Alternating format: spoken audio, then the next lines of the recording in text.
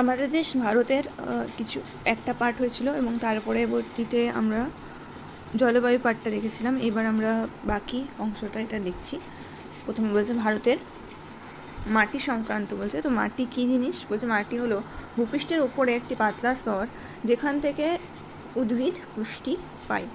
ভেঙে যাওয়া শিলার ক্ষুদ্র দানা, যেগুলো সূক্ষ্ম দানা আছে, জীবিত এবং মৃত উদ্ভিদ ও প্রাণীদেহ, খনিজ পদার্থ, জল, বাতাস মাটি তৈরিতে সাহায্য করে। তো মাটি আমরা যেরকম দেখতে পাই পাতলা স্তর, উদ্ভিদ যেখান থেকে পুষ্টি লাভ করে। বিভিন্ন ধরনের জৈব জিনিসপত্র, শিলার ক্ষুদ্র অংশ, দানা, জীবিত মৃত জীব দেহ অংশ, উদ্ভিদ দেহ অংশ, খনিজ পদার্থ ইত্যাদি মিশে কী হয় না মাটি আমাদের তৈরি করে। এবারে মাটি তৈরির ক্ষেত্রে কী কী জিনিসপত্র কাজে লাগে? একটা হচ্ছে জলবায়ু। কেন? কারণ ওখানের মধ্যে কী ধরনের জলবায়ু আছে সেটা প্রচুর পরিমাণে, যেমন রাজস্থানে যদি দেখি আমরা সেখানে বালি দেখতে পাবো, কিন্তু পশ্চিমবঙ্গের যেখানে নদী চলে সেখানে পলিমাটি দেখতে পাবো। কেন দেখতে পাবো? কারণ সেখানের মধ্যে জলবায়ুর পার্থক্যতা আছে। এখানে বৃষ্টি বেশি হবে, এখানে বৃষ্টি কম হবে। জলবায়ু পার্থক্যের জন্য পার্থক্য হয়। আদি শিলা কী শিলা থেকে গঠিত হচ্ছে সেটার জন্য পরিবর্তিত হয়। কী জৈব পদার্থ মিশছে সেটা। ভূ প্রকৃতি, সময় হচ্ছে যে হয়তো কম সময়ের জন্য হয়েছে, শিলাটা চূর্ণ হয়েছে। একটা পাথর যদি টুকরো করা হয় কম সময়ের জন্য, তাহলে সেটার মধ্যে দানা দানা ভাব থাকবে, আর পরে মানে বা কাঁকড়ির মতন অবস্থা থাকবে, কাঁকড় যেরকম হয়। আবার যদি অনেক দিন চলে যায় সেখানেই, সেটা হয়তো মিশে যাবে, বালির মতন হয়ে যাবে। তো মোট কথা এগুলো হচ্ছে এখানে বলছে। এখানে আরেকটা জিনিস বলছে যে মাটির সৃষ্টির জন্য এখানে বলে দিয়েছে ভূপ্রকৃতি, আদিশিলা, জৈব পদার্থ, জলবায়ু, সময়, এগুলো কিন্তু কম্পোনেন্ট, এগুলো হচ্ছে এটার উপাদান মাটি তৈরির জন্য। ঠিক আছে, এবার আমরা কী কী মাটি দেখতে পাই? পার্বত্য মাটি অর্থাৎ পর্বতে যে মাটিটা পাবো, পলি মাটি অর্থাৎ যেখানে নদী থাকবে সেখানে যে মাটিটা পাবো, লাল মাটি হচ্ছে এই পিঙ্ক পিঙ্ক জায়গাগুলো, গোলাপি জায়গাগুলো, কালো মাটি অর্থাৎ কালো রঙের হবে মাটিটা, সেটা হচ্ছে দাক্ষিণাত্যের এই অংশের মধ্যে দেখতে পাওয়া যায়। ল্যাটেরাইট মাটি বিভিন্ন ছোট ছোট অংশের মধ্যে আমরা যদি দেখতে চাই তাহলে দেখতে পাই, আমাদের পশ্চিমবঙ্গের মধ্যেও দেখতে পাওয়া যায়। আর মরু মাটি মানে মরু অঞ্চলে যে মাটি দেখতে পাওয়া যায়। এবার এই মাটিগুলোর ব্যাপারে আমরা ভালো করে পড়ব। প্রথম হচ্ছে পলি মাটি, অর্থাৎ যেগুলো কিনা আমাদের নদীর মাটি আর কি, নদীর দ্বারা সঞ্চিত পলি মাটি। মূলত নদী পরিবাহিত পলি দিয়ে এই মাটির সৃষ্টি হয়। পলি মাটি উর্বর হওয়ায় এই মাটিতে নানা রকম সব রকম ফল ফুল মানে সব রকম ফসলই চাষ হবে। নদীর প্লাবনভূমি কী জিনিস? যখন বন্যা হবে তখন যে জায়গা পর্যন্ত সেখানে যে নদীর নিচে যে মাটিটা সেটা কিন্তু ঢাকা পড়ে যায়, সেটা হচ্ছে, এবং তারপর নদী যখন আবার নিজের অবস্থায় ফিরে আসে তখন সেই জায়গাটা কী হয়, বন্যার জন্য যে মাটিটা জমা হলো সেই জমা মাটিটাকে বলছে প্লাবনভূমি, যেখানে প্লাবিত হয় সেই জায়গাটাতে ভূমিটা, সেখানে যে মাটিটা। বদ্বীপ অঞ্চলে মাটি সেগুলো কিন্তু পলিমাটি দেখতে পাওয়া যায়। উর্বর নবীন পলিমাটিকে খাদর বলে এবং যেগুলো প্রাচীন সেগুলোকে ভাঙ্গর বলে। আচ্ছা, ভাঙ্গর আর খাদর আমি এভাবে লিখলাম। ভাঙ্গর মানে হচ্ছে পুরনো, আর খাদার মানে হচ্ছে নতুন। উত্তর প্রদেশ, বিহার, পশ্চিমবঙ্গ, পাঞ্জাব, হরিয়ানা, অসম এগুলো কিন্তু পলিমাটি অংশ দেখতে পাওয়া যায়। এবার আরেকটা জিনিস, এই ভাঙ্গর আর খাদরের মধ্যে যখন নদী প্রথম দিকে আসছিল তখন কি হবে, এখানে নদী আসছিল যে উঁচু দিকের অংশটা আস্তে আস্তে পুরনো যে মাটিটা থাকবে, পলি মাটিটা থাকবে, সেগুলোকে বলা হবে ভাঙ্গর। আর তারপর যে নতুন যে মাটিটা থাকবে, এখানে যেমন যদি সুন্দরবন এলাকায় দেখতে পাওয়া যায়, আরও একটু উঁচুতে দেখতে পাওয়া যায়, বা এই জায়গাগুলোতে দেখতে পাওয়া যায় যেগুলো নিম্ন অংশ, সেখানের মধ্যে বারবার বন্যা হবে, বারবার নতুন নতুন মাটি তৈরি হবে, তাহলে সেটা হচ্ছে খাদর অংশে ভালো বেশি চাষ হবে এবং ভাঙ্গর অংশে একটু হলেও কম মাটিটা উর্বর হবে। ঠিক আছে, মানে উর্বর হবে কিন্তু খাদরের তুলনায় ভাঙ্গরে কম হবে। খাদার আচ্ছা, এবার হচ্ছে কালো মাটি কেন তৈরি হয় না? এখানে দাক্ষিণাত্যে যে ব্যাসের শিলা দেখতে পাওয়া যায়, দাক্ষিণাত্য আমাদের ভারতবর্ষের মধ্যে দেখতে পাওয়া যায় দাক্ষিণাত্য অংশ, যেখানের মধ্যে পড়ছে গুজরাট, মহারাষ্ট্র, মধ্যপ্রদেশের অংশের মধ্যেও দেখতে পাওয়া যায়, কর্ণাটক, অন্ধ্রপ্রদেশের কিছু অংশে দেখতে পাওয়া যায়। এখানে যে ব্যাসেল্ট শিলা থাকে, ঠিক আছে, ব্যাসেল্ট শিলা দ্বারা কী গঠিত হচ্ছে? এই মালভূমিগুলো গঠিত হচ্ছে। সেই জায়গাটা কী হয় না, ব্যাসেল্ট শিলাটা যখন ক্ষয় হয় এবং সেখানের মধ্যে দিয়ে যে মাটি তৈরি হয় সেটাকে বলছে। এখানে জল ধারণ ক্ষমতা খুব বেশি, যথেষ্ট উর্বর, তাই এখানের মধ্যে তুলো, আখ, চীনাবাদাম ইত্যাদি চাষের জন্য এই মাটি আদর্শ। এখানের মধ্যে কালো মাটি কোথায় দেখতে পাওয়া যায়? এই অংশে দেখতে পাওয়া যায়, এই যে কালো মাটি। এরপর হচ্ছে লাল মাটি। লাল মাটির নাম শুনে বোঝা যাচ্ছে লাল রঙের হবে। লাল রঙের রূপান্তরিত শিলা বহু বছর ধরে চূর্ণ বিচূর্ণ হয়ে মাটি সৃষ্টি করে। লোহার পরিমাণ বেশি থাকায় এই রং লাল হয়ে থাকে। এই মাটিতে জলসেচ এবং সারের সাহায্যে কিন্তু চাষাবাদ করা সম্ভব হয়। রাগি, বাদাম, তামাক, ধান, ছোলার চাষ ইত্যাদি এই মাটিতে ভালো হয়। ওকে, উড়িষ্যা, ছত্তিশগড়, ঝাড়খণ্ড, অন্ধ্রপ্রদেশ, কর্ণাটক, তামিলনাড়ু, কেরালা, মণিপুর, মিজোরাম, ত্রিপুরা, নাগাল্যান্ড, অরুণাচল প্রদেশ, পশ্চিমবঙ্গের পশ্চিম অংশে এই মাটি দেখতে পাওয়া যায়। তাহলে এটা কি হয় না, এখানের মধ্যে শুধু লোহার মান বেশি থাকে আর রূপান্তরিত শিলা হয়, তার কারণে এখানে বলছে লাল মাটি দেখতে পাওয়া যায়। লাল মাটির প্রচুর অংশে কিন্তু দেখতে পাওয়া যায়, বিভিন্ন অংশে দেখতে পাওয়া যাচ্ছে এই লাল মাটি। এবার ল্যাটেরাইট। ল্যাটেরাইটের মধ্যে কি হয় না, লৌহ অক্সাইডের পরিমাণ বেশি থাকে, তাই মাটির রং লাল ইটের মানে ইটের মতন যে গাঢ় লাল সেরকম রঙের দেখতে পাওয়া যায়। খুব বেশি উষ্ণতা এবং বৃষ্টিপাত হলে যেখানে পর্যায়ক্রমে শুষ্ক এবং আর্দ্র ঋতু দেখতে পাওয়া যায় সেখানে এই মাটির সৃষ্টি হয়। এই মাটি অনুর্বর হয়।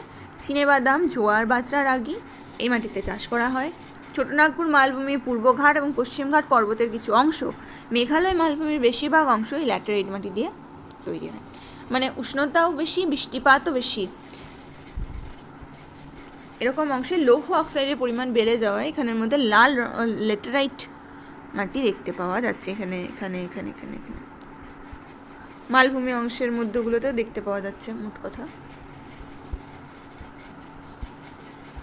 পরে হচ্ছে মরু অঞ্চলের মাটি, মানে রাজস্থানের দিকে যেখানে দেখতে পাওয়া যাবে খুব কম বৃষ্টিপাত, অত্যধিক উষ্ণতাযুক্ত অঞ্চলেই মাটি সৃষ্টি হয়। এই মাটির মোটা দানা দেখতে পাওয়া যায় এবং এখানের মধ্যে ছিদ্রযুক্ত হয়ে থাকে। ঠিক আছে, জল ধারণ ক্ষমতা কম এবং অনুর্বর। যখন মরু অঞ্চলের মাটি বলবে তখন বালির কথা ভাবলেই হয়ে যাবে। তাহলে বালির কথা কী করে ভাববো না, বালির মধ্যে কী হবে, জল কম ধারণ করবে, অনুর্বর হবে, মোটা দানা হবে, বালির ছিদ্রযুক্ত হবে, অত্যধিক বাষ্পীভবনের কারণে লবণের পরিমাণ বেশি হবে। প্রধানত জোয়ার, বাজরা, রাগি, যাকে এক কথায় মিলের জাতীয় শস্য বলা হয়, সেই চাষ করা যায়। রাজস্থানের মরু অঞ্চলে এই মাটি দেখতে পাওয়া যায়। পার্বত্য অঞ্চলের মাটি পর্বতের অঞ্চলে দেখতে পাওয়া যাবে। এখানের মধ্যে যে মাটিটা হবে সেখানে আর্দ্র নাতিশীতোষ্ণ জলবায়ুতে, আর্দ্র মানে বৃষ্টিও পড়বে, নাতিশীতোষ্ণ মানে বেশি উষ্ণও নয় বেশি শীতও নয়, এরকম অংশে বেশি পরিমাণে জৈব পদার্থ থাকে, যেমন চা, কফি, বিভিন্ন ধরনের মশলা এই মাটিতে খুব ভালো চাষ হয়। এবং হিমালয় পার্বত্য অঞ্চলে, পশ্চিমঘাট এবং দাক্ষিণাত্যের নীলগিরি পার্বত্য অঞ্চলে এই মাটি দেখতে পাওয়া যায়। ওকে,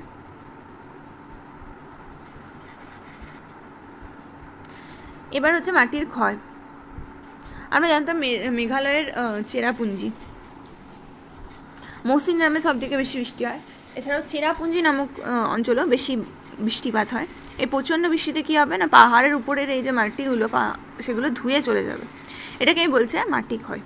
এই ধরনের মাটি ক্ষয় বিভিন্ন অংশে দেখতে পাওয়া যাবে, কিন্তু এগুলোকে রক্ষা করবার উপায় হচ্ছে গাছের যে শিকড় আছে সেগুলো ধরে রাখে, তার জন্য যেতে চায় না। ঠিক আছে,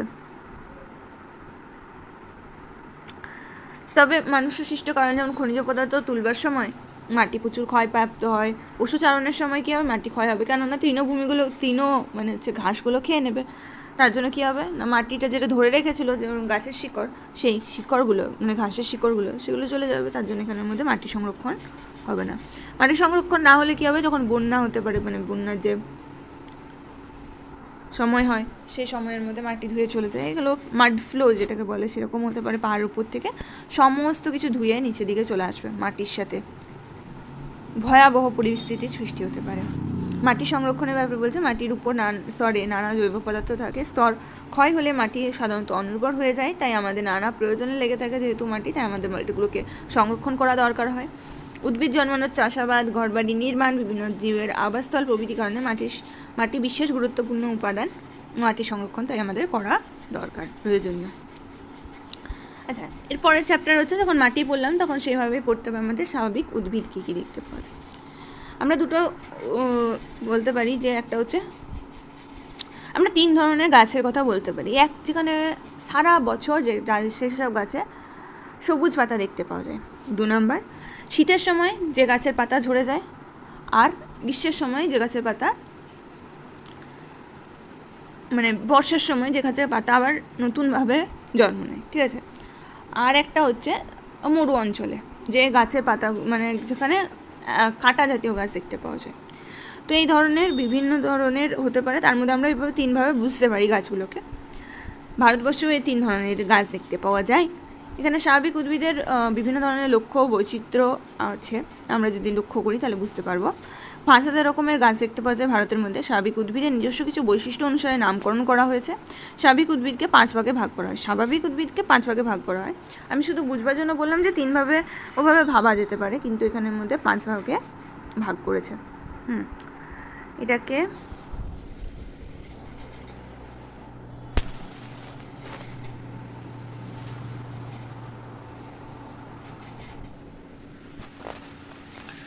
এটাকে কীভাবে দিলে এটা ঠিক হবে, কীভাবে রাখি। এখানের মধ্যে গাছের কথা বলা হয়েছে, যেমন হচ্ছে মেহগনি গাছের কথা বলছে। মেহগনি গাছের মধ্যে বলছে যে সারা বছর গাছের গায়ে পাতা সবুজ থাকে, গাছের গুঁড়ি মোটা হয়। আমি বললাম সারা বছর কিছু কিছু গাছ এমন থাকবে যাদের কিনা পাতা থাকবে, সেরকম মেহগনি গাছ। আন্দামান নিকোবর পশ্চিমঘাটের পশ্চিমঘাট, মানে যেখানে বৃষ্টি বেশি হবে সেখানেই সারা বছর থাকবে। তেমনি উত্তর পূর্বাঞ্চলের রাজ্যসমূহ, পশ্চিমবঙ্গের ডুয়ার্স অঞ্চল, মানে ডুয়ার্স অঞ্চলে সেই তরাই যেরকম বলেছিলাম যে পাহাড়ের গায়ে বৃষ্টি হয়ে যখন সেই জলটা ধারণ করে তখন সেখানের মধ্যে প্রচুর বৃষ্টিপাত হয়, শৈলক্ষেপ বৃষ্টিপাত, সেখানে পশ্চিমবঙ্গের ডুয়ার্সও সেরকমই তরাই অঞ্চলের মতো। পরবর্তী গাছ হচ্ছে সেগুন গাছ। সেগুন গাছ হচ্ছে শুষ্ক ঋতুতে এর পাতা ঝরে যাবে এবং চিরসবুজ গাছের দৈর্ঘ্যের সমান হবে, মানে একটু কম হবে। তো মোট কথা এখানের মধ্যে কী হবে, হালকা বৃষ্টি হবে, হালকা গরম থাকবে, এই ধরনের স্থান।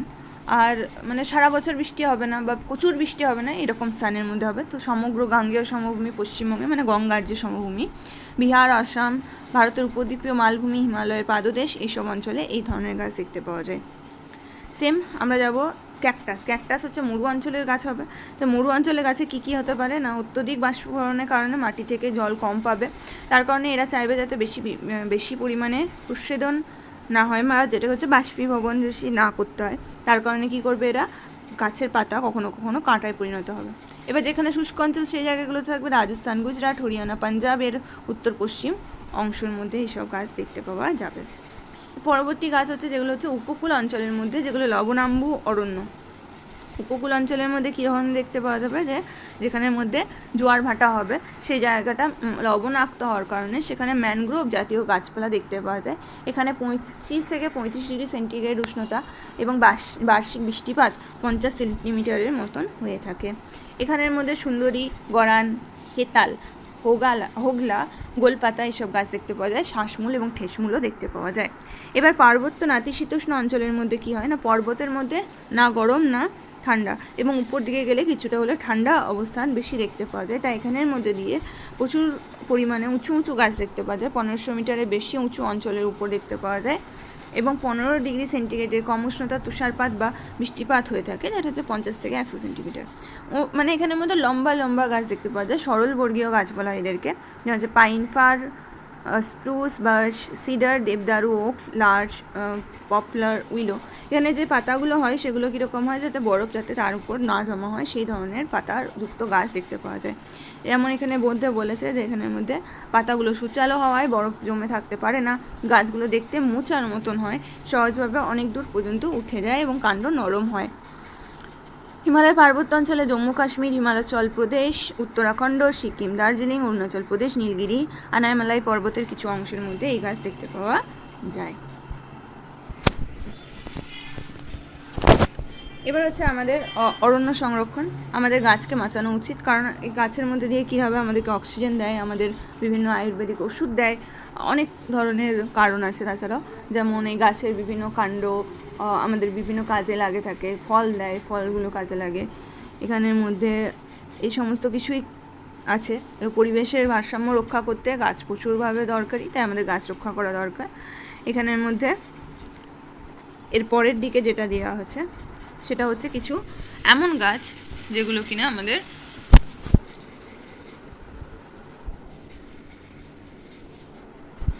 আমাদের ভেষজ, মানে মোট কথা যে আমাদের ওষুধ হিসাবে কাজে লাগে, ঠিক আছে, চিকিৎসা হিসাবে কাজে লাগবে।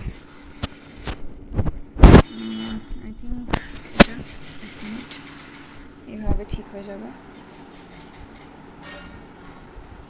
বোধ হয় না, এভাবেই থাক বলে খালি হয়ে যাবে। যেমন হতে পারে, যেমন তুলসী গাছ হতে পারে, তুলসী গাছ হতে পারে সর্দি কাশি হাঁপানি পেটের অসুখ এসবগুলো।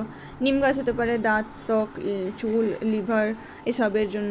সর্দি কাশি সরাতে বাসক পাতা, ত্বক ভালো রাখতে বাসক পাতা। সর্পগন্ধাতে রেসারপিন তৈরি হয়, যার কারণে কি হয় না উচ্চ রক্তচাপ কমাতে সাহায্য করে। পশ্চিম ঘাটের আর্দ্র অঞ্চলে দেখতে পাওয়া যায়। তেমনি চিরতা জল বলা হয়, তাহলে সেটা হচ্ছে লিভারের জন্য। সিনকোনা কুইনাইন তৈরি করতে সাহায্য করে, যেমন ম্যালেরিয়ার উপশম করতে সাহায্য করে। চিরতা যেটা বললাম যে পেটের অসুখ বা লিভারের জন্য ব্যবহৃত হয়। আয়ুর্বেদের বিভিন্ন ধরনের ওষুধের জন্য বিভিন্ন ধরনের গাছের ব্যবহার করা হয়, ভেষজ উদ্ভিদের ব্যবহার করা হয়ে থাকে। এছাড়া কালমেঘ আছে, কালমেঘ পেটের প্রবলেমের জন্য কাজে লাগে থাকে, অ্যান্টিবায়োটিকের মতন কাজ করে। পশ্চিমবঙ্গ উত্তর পূর্বাঞ্চল দক্ষিণ ভারতে বিভিন্ন অংশে পাওয়া যায়। মানে মোট কথা গাছের মধ্যে অনেক ধরনের কাজই দেখতে পাওয়া যায়। এবার অরণ্য আর বন্যপ্রাণ। আচ্ছা, পরিযায়ী পাখি কাকে বলা হয় না, যে বিভিন্ন অংশের মধ্যে কি হয় না, যখন শীতের সময় হয় তখন উত্তর দিকে আমরা বলেছিলাম যে এখানের মধ্যে কী হবে, উত্তর গোলার্ধের মধ্যে 6 মাস রাত্রি হয়ে থাকবে এবং সেই সময় টেম্পারেচার আরও কমে যাবে। তার কারণে এখানে যে থাকা পাখিগুলি যেগুলো কিনা ক্রান্তীয় অঞ্চলের উপর দিকে থাকে, উপক্রান্তীয় অঞ্চল বা মেরু অঞ্চল, সেখান থেকে কী হয় না পাখিগুলি আরও একটু নিরক্ষরেখার দিকে চলে আসে। সেটাকেই বলছে যে সেই পাখিগুলো এই ধরনের যে পাড়ি দেয় গরমের দেশের দিকে আসে, সেটাকে বলছে পরিযায়ী পাখি। এবার ভারতের মধ্যে বিভিন্ন ধরনের জিনিসপত্র দেখতে পাওয়া যায়, বিভিন্ন ধরনের পশু জীবজন্তু দেখতে পাওয়া যায়। সুন্দরবন এলাকায় রয়্যাল বেঙ্গল টাইগার রয়েছে, কুমির রয়েছে, গুজরাটে গির অরণ্যে সিংহ রয়েছে, কচ্ছের রান বলে জায়গার মধ্যে বুনো গাধা রয়েছে, রাজস্থানের মোড় অঞ্চলে উট ময়ূর রয়েছে, দক্ষিণ ভারতে হাতি হরিণ, হিমালয় পর্বতাঞ্চলে ভালুক রেড পান্ডা চিতা ইত্যাদি, উত্তর পূর্বাংশের মধ্যে ঘন অরণ্যের মধ্যে বাঁদর হাতি একশৃঙ্গ গন্ডার, জলাজমিতে নানা ধরনের সাপ ইত্যাদি দেখতে পাওয়া যায়। এছাড়াও সুন্দর সুন্দর অনেক পাখিও দেখতে পাওয়া যায়। এবার এদেরকেও রক্ষা করতে হবে। কেন রক্ষা করতে হবে? কারণ হচ্ছে আমাদের প্রত্যেকটা জীবই কোনো না কোনোভাবে আমাদের পরিবেশ রক্ষার্থের জন্য দায়ী, এবং সেই জন্য আমাদের প্রত্যেক জীবকে রক্ষা করতে হবে। এবং সেই জন্যে আমাদের কি করা হয় না, বিভিন্ন ধরনের সংরক্ষিত অঞ্চল রিজার্ভ ফরেস্ট, যেখানের মধ্যে শিকার নিষিদ্ধ করা আছে, সেরকম যেমন হচ্ছে কোডারমা সংরক্ষিত অঞ্চল। সুরক্ষিত অরণ্য প্রোটেক্টেড ফরেস্ট বানানো হয়, যেখানে অরণ্যের উপর নির্ভর করে বেঁচে থাকা মানুষের মধ্যে শুধু শিকার এবং পশু চারণের অধিকার দেওয়া হয়, বাকিদের দেওয়া হয় না। অভয়ারণ্য বা সেঞ্চুরি বানানো হয়, যেখানে লুপ্তপ্রায় প্রজাতির সুরক্ষা উন্নয়নের দিকে লক্ষ্য করা হয়। জলদাপাড়া অভয়ারণ্য। জাতীয় উদ্যান ন্যাশনাল পার্কে তৈরি করা হয়, যেখানের মধ্যে কিনা স্বাভাবিক উদ্ভিদ এবং সৌন্দর্য রক্ষার দিকেও নজর দেওয়া হয়। কাজিরাঙ্গা উদ্যান। এবার বলা যেতে পারে যে আলাদা আলাদা কেন, কারণ বিভিন্ন জায়গার মধ্যে বিভিন্ন ধরনের পরিস্থিতি থাকতে পারে। কোথাও কোথাও মানুষের বাস থাকতে পারে, সেই জায়গায় যদি আমরা সেই অঞ্চলে যারা পূর্ব নিবাসী ছিল তাদেরকে সেই অংশ থেকে যদি দূরে করবার চেষ্টা করি, তাহলে সেখানে সমস্যা হবে। কারো বাড়ি থেকে তুলে সরিয়ে দিলে সেটা তো সমস্যা হবে। তার জন্য সেখানের মধ্যে আলাদা আলাদাভাবে আমরা সেগুলোকে সংরক্ষণের জন্য ব্যবস্থা নিবার চেষ্টা করেছি। কিছু এমন পশু আছে যেগুলো কিনা বেশি আছে, সেগুলোর জন্য কম প্রোটেকশনের দরকার। তেমনি এমন কিছু আছে যেগুলো নিজেরাই হিংস্র, সেই সমস্ত পশুগুলোর জন্য আলাদা রকম ব্যবস্থা নেওয়া দরকার। তাই বিভিন্ন, এবং যেহেতু রাজ্যের মধ্যে তৈরি হবে, কোনো জেলার মধ্যে তৈরি হবে, বা কে কন্ট্রোল করবে, কোন সরকার কন্ট্রোল করবে, কেন্দ্র সরকার করবে নাকি সেখানের লোকাল কিছু মানুষজন কমিউনিটিরা সাপোর্ট করবে সেই জায়গাটাকে, সেই জন্য বিভিন্ন ধরনের আলাদা আলাদা নামে এই ধরনের সংরক্ষণ ব্যবস্থা এবং সেখানের মধ্যে বিভিন্ন ধরনের নিয়মকানুন এখানের মধ্যে তৈরি করা হয়েছে। মানে মোট কথা আমাদের উদ্দেশ্য একটাই, যে পশু যে জীবজন্তু আছে পাখি আছে তাদের রক্ষা করা। এখানের মধ্যে 1972 সালের মধ্যে বন্যপ্রাণী সংরক্ষণ আইন চালু হয়েছিল, যেখানে প্রতি বছর অক্টোবর মাসের প্রথম সপ্তাহটিকে আমরা বন্যপ্রাণ সপ্তাহ বলে থাকি। অক্টোবর মাসের প্রথম সপ্তাহ। এবার হচ্ছে জাতীয় উদ্যান আছে অনেকগুলো আমাদের এখানে, বন্যপ্রাণী অভয়ারণ্য আছে, পক্ষী অভয়ারণ্য আছে, বিভিন্ন ধরনের আছে। ভারতের কৃষিকাজ সম্পর্কে বলছে, আমরা জানি যে ভারত হচ্ছে একটা কৃষি নির্ভর দেশ, যেখানে আমাদের প্রায় দেশের 65% মানুষই কোনো না কোনোভাবে কৃষিকাজের উপর নির্ভরশীল, এবং সেখানের মধ্যে মৌসুমি বৃষ্টিপাত একটা বড় ইম্পর্টেন্ট বৃষ্টির জন্য, মানে বৃষ্টি জলের জন্য। মানে আমাদের যেহেতু সেচ ব্যবস্থা তেমন ভালোভাবে সম্পূর্ণ অংশে নেই, কিছুটা কমই আছে বলতে গেলে, সেই ক্ষেত্রে আমরা কিন্তু এই মৌসুমি বায়ুর উপর আমরা প্রচুরভাবে নির্ভরশীল। ভারত উৎপাদিত ফসলের মধ্যে শস্যের মধ্যে রয়েছে, খাদ্য ফসলের মধ্যে রয়েছে ধান, গম, মিলেট মানে জোয়ার বাজরা, রাগি। সবজির মধ্যে আলু, পটল, বেগুন এগুলো আছে। তন্তু জাতীয় মানে হচ্ছে তুলো, পাট, ঠিক আছে। পানীয় ফসলের মধ্যে চা, কফি। অন্যান্য ফসলের মধ্যে ডাল, তৈলবীজ, রাবার, ঠিক আছে। 1960-এর মানে 1950 থেকে 60-এর দশকে 60-70 পর্যন্ত আর কি, 1960-70-এর দিকে কী করা হয় না, সবুজ বিপ্লব করা হয়, যেখানের মধ্যে উচ্চ ফলনশীল বীজের ব্যবহার করা হয়, সার, জলসেচ, প্রযুক্তি ব্যবস্থা ইত্যাদি ব্যবহার করা হয়। লোনের ব্যবস্থা করা হয় কৃষকদের জন্য, যাতে এখানের মধ্যে কী হয় না, সবাই আস্তে আস্তে ভালো কৃষি কাজ করতে পারে, ঠিক আছে। ঝুম চাষ কী জিনিস, যা পাহাড়ি অঞ্চলের মধ্যে বন মানে জঙ্গল বা বন এগুলোকে হাঁটাবার জন্য, সেখানে চাষ করবার জন্য সেগুলোকে হাঁটাতে হয়। তার জন্য ওখানের মধ্যে কী করা হয়, আগুন জ্বেলে দেওয়া হয় যাতে সেই গাছগুলো পুড়ে যায় এবং সেখানের মধ্যে ধোঁয়া ওড়ে, এবং সেটাকে বলছে সেই অংশের মধ্যে চাষ করবার পর, মানে সেই অংশের মধ্যে যখন এই সমস্ত জিনিসপত্র জ্বলে যায়, পুড়ে যায় গাছপালাগুলো, তখন সেখানের মধ্যে যে ছাইটা পড়ে থাকে, সেই ছাইয়ের উপরে ছাইও উর্বর হয়, এবং সেই তার উপরে আমরা কিছু আদিবাসী আছে তারা কিনা চাষ করে থাকেন, এবং তারপর সেই অংশের মধ্যে চাষ হয়ে যাবার পর তারা অন্য অংশে যায়। তার ফলে কী হয় না, সেখানের গাছের ক্ষতি হয়, সেটাও হয়। কিন্তু এখানের মধ্যে এই চাষের যে পদ্ধতি সেটাকে ধুম চাষ বলা হয়। ধুম চাষ, ধুম শব্দটা তো কি, ধোঁয়া, ঠিক আছে। এবার হচ্ছে আমাদের কৃষিজ ফসলের কথা হচ্ছে, এভাবে দেখি। কৃষিজ ফসলের মধ্যে ধান, গম, জোয়ার বাজরা, রাগি এগুলো তো আছে, তাছাড়া হচ্ছে ডাল আছে। আচ্ছা, প্রত্যেকটা ফসলের কথা বলেছে। ধানের মধ্যে বলেছে যে আমাদের উষ্ণতা থাকা উচিত 22 থেকে 32 ডিগ্রি পর্যন্ত, বৃষ্টিপাত 150 থেকে 300, পলিযুক্ত দোআঁশ মাটি, জমিতে জল দাঁড়িয়ে থাকা প্রয়োজন এমন অংশ। যেমন আমাদের পশ্চিমবঙ্গে চাষ হয়, ধান চাষ হয়। অসম, বিহার, পাঞ্জাব, তামিলনাড়ু, উড়িষ্যা, উত্তরপ্রদেশ, মহারাষ্ট্র, কর্ণাটক এসব অঞ্চলেও হয়ে থাকে। গম চাষের জন্য আমরা রবি শস্য বলে থাকি, মানে শীতের সময় চাষ হয়ে থাকে। 15 থেকে 20 ডিগ্রি উষ্ণতা দরকার হয়, উষ্ণতাটা কতটা কম দিকে বোঝা যায়। এছাড়াও বৃষ্টিপাতও মাঝারি মাপের, মানে 50 থেকে 100 সেন্টিমিটার হলেই হবে। মাটি হচ্ছে উন্নত জল নিকাশি ব্যবস্থা সহ চুনযুক্ত দোআঁশ মাটি। উত্তরপ্রদেশ, হরিয়ানা, বিহার, পাঞ্জাব, উড়িষ্যা, রাজস্থান, মহারাষ্ট্র, জম্মু কাশ্মীর এসব অঞ্চলে দেখতে পাওয়া যায়। জোয়ার বাজরা রাগির ক্ষেত্রে মোটামুটিভাবে উষ্ণতাটা আমাদের বলছে জোয়ারের জন্য 27 থেকে 32, বাজরার জন্য 25 থেকে 28 এবং রাগির জন্য 27 থেকে 32। জোয়ার বাজরা রাগির ক্ষেত্রে 30 থেকে মোটামুটি 100 জোয়ার সেন্টিমিটার বৃষ্টিপাত, আর বাজরার জন্য 40 থেকে 50 সেন্টিমিটার, আর রাগির জন্য 35 থেকে 60। বেলে মাটি আর দোআঁশ মাটি এগুলো। আর জোয়ার বাজরা রাগি মোট কথা একটা এমন ফসল যেগুলো কিনা কম উর্বর মাটিতেও হয়ে যায়, তা অতটা পরিমাণে আমাদের ভাবতে হয় না। যেমন হচ্ছে জোয়ার বাজরা রাগির জন্য কে জায়গাটা ইম্পর্টেন্ট না, জোয়ারের জন্য মহারাষ্ট্র, কর্ণাটক, অন্ধ্রপ্রদেশ, বাজরার জন্য রাজস্থান, গুজরাট, ডাল হচ্ছে আমাদের বিভিন্ন ধরনের ডাল হতে পারে। এর জন্য উষ্ণতা লাগে 20 থেকে 30 ডিগ্রি, 50 থেকে 75 সেন্টিমিটার বৃষ্টিপাত। দোআঁশ মাটি এবং কালো মাটি দুটোতেই ভালো হয়ে থাকে। উৎপাদক রাজ্যের মধ্যে ভারতের সমগ্র মানে সমস্ত রাজ্যের মধ্যেই কিন্তু ডাল চাষ করা হয়ে থাকে। উত্তরপ্রদেশ, মধ্যপ্রদেশ, রাজস্থান, গুজরাট, মহারাষ্ট্র, অন্ধ্রপ্রদেশ, পশ্চিমবঙ্গ তার মধ্যে অন্যতম। এবার হচ্ছে আমাদের আখ চাষ।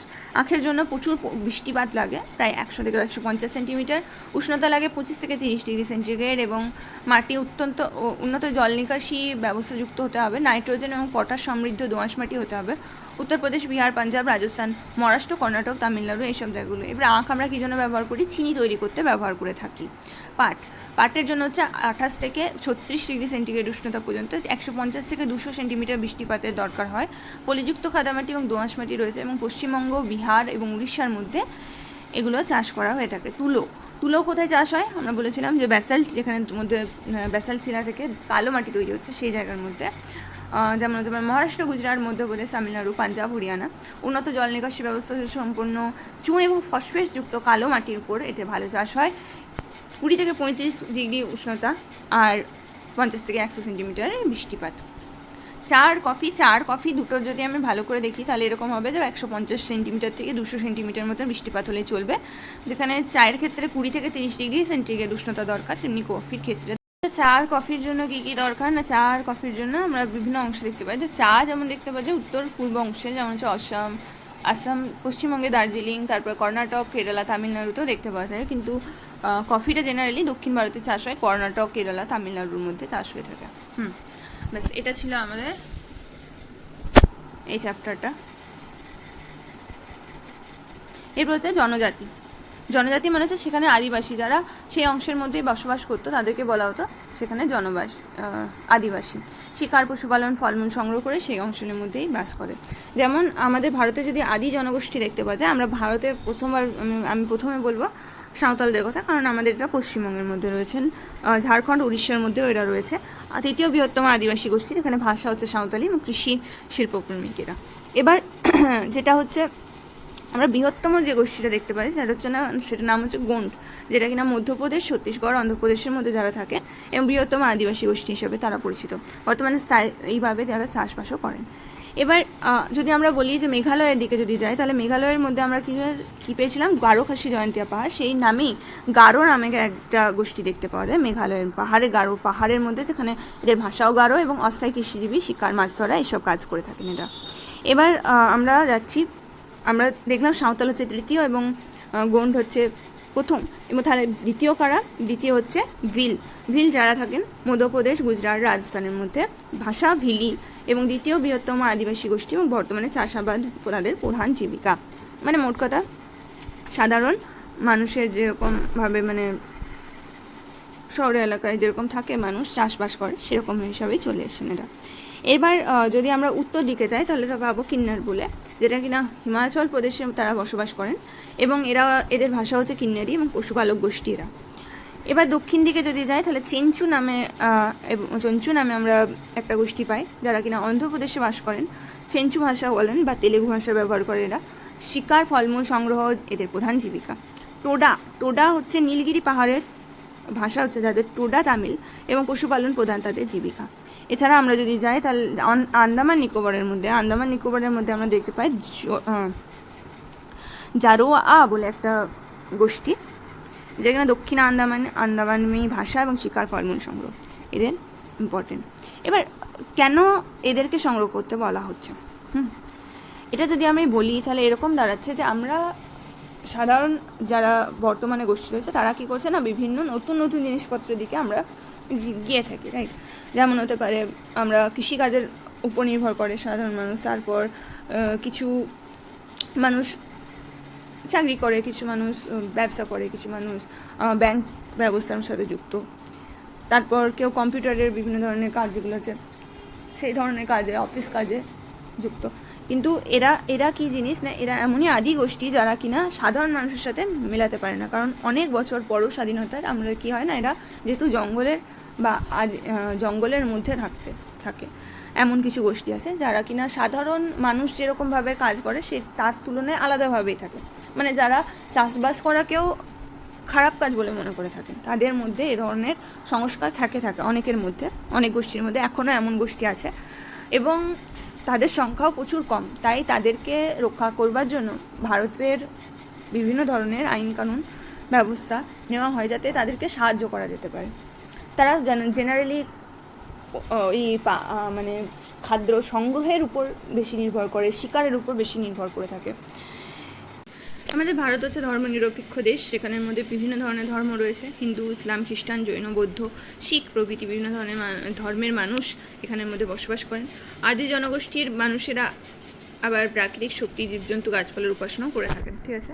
এবার যদি আমরা ভালো করে দেখি যে 15ই আগস্ট আমাদের স্বাধীনতা দিবস হয়, তেমনি গান্ধী জয়ন্তী হয় আমাদের 2রা অক্টোবর, তেমনি 26শে জানুয়ারি আমাদের প্রজাতন্ত্র দিবস বা সাধারণতন্ত্র দিবসও বলা হয়ে থাকে। বিভিন্ন ধর্মীয় উৎসব হয়ে থাকে, দীপাবলি, হোলি, ঈদ উল ফিতর, মহরম, গুড ফ্রাইডে, বড়দিন, মহাবীর জয়ন্তী, বুদ্ধ পূর্ণিমা, নানক জয়ন্তী ইত্যাদি। তো এগুলো হচ্ছে আমাদের কিছু অনুষ্ঠান, জাতীয় দিবস এসবগুলো ছিল। আর এর সাথেই ভারতের যে চ্যাপ্টারটা আমাদের দেশ ভারত সেটা শেষ হচ্ছে।